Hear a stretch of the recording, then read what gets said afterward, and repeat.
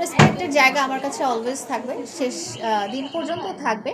কিন্তু রেসপেক্টের জায়গা বাদেও এমন কিছু জিনিস আছে বা হয়ে গেছে বা করানো হয়েছে, যেটার জন্য আমিও অনেক সাফার করেছি। যেমন যখন আমাকে মারা হয়েছিল, সো ওই জিনিসটা তো যে কোনো আমার মা বাবা বলেন বা আত্মীয় স্বজন বলেন বা সারা দুনিয়া লাইফটা দেখেছে, আপনারা দেখেছেন কিনা জানি না, অনেক মানুষই সেটাতে কষ্ট পেয়েছে যে একটা মেয়েকে এভাবে মারা হয়েছে।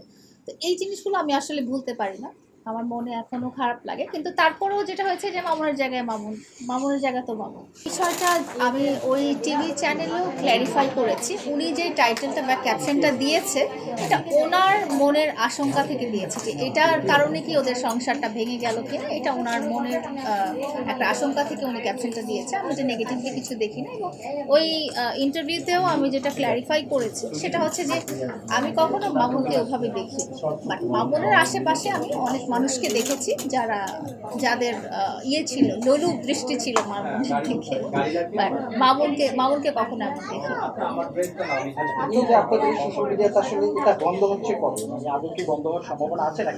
আপনারা যখন বন্ধ করে দেবেন তখনই বন্ধ হবে, আমরা তো নিজেরা নিজেদের ইন্টারভিউ ছাপাই না। আপনারা নিজেও কিন্তু তার সাথে যে কোনো বিষয় বা যে কোনো বিষয় কেউ কোথাও ভাইরাল হলে আপনি সেটার কিন্তু জবাব দেন, কিন্তু আসলে এটা আদৌ কি বন্ধ হওয়ার সম্ভাবনা আছে? দুই দিক থেকে আমি মামুনকে একই প্রশ্ন করবো। মামুনও জবাব দেয় না। মামুন যখন আপনারা গ্রামের বাড়িতে গিয়েছিলেন, তো তখনও মামুন বলেছে যে আমাকে এমনভাবে কোয়েশ্চেন করা হয়েছে, আমি এইগুলো আসলে আমি বলতে চাইনি। তো যেহেতু কোয়েশ্চেনগুলো করা হয়েছে তাই আমি বলে ফেলেছি, বাট এরপরে তো মামুন কোনো ইন্টারভিউ দেয়নি।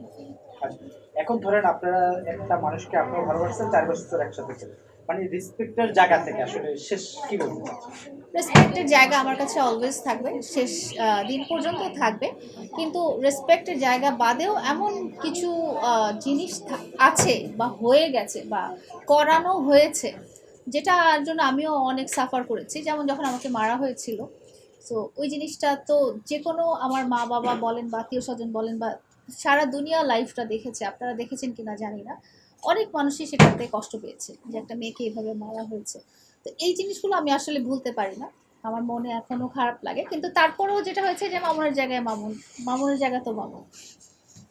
আচ্ছা, এখন হচ্ছে একটা প্রশ্ন যে আপনার দিক থেকে মানে এই কথাগুলো যেমন আসে যে মামুনকে এটা লিখে দিতে হবে, ওটা লিখে দিতে হবে বা বাড়ি লিখে দিতে হবে, আপনার কি মনে হয় যে আপনি যদি মামুনের অবস্থানও এখন ভালো মোটামুটি, তো মামুনকে যদি এরকম প্রশ্ন হয় যে লাইলাকে এটা লিখে দিতে হবে, আপনার কি মনে হয় মামুন লিখে দিবে আপনার নামে?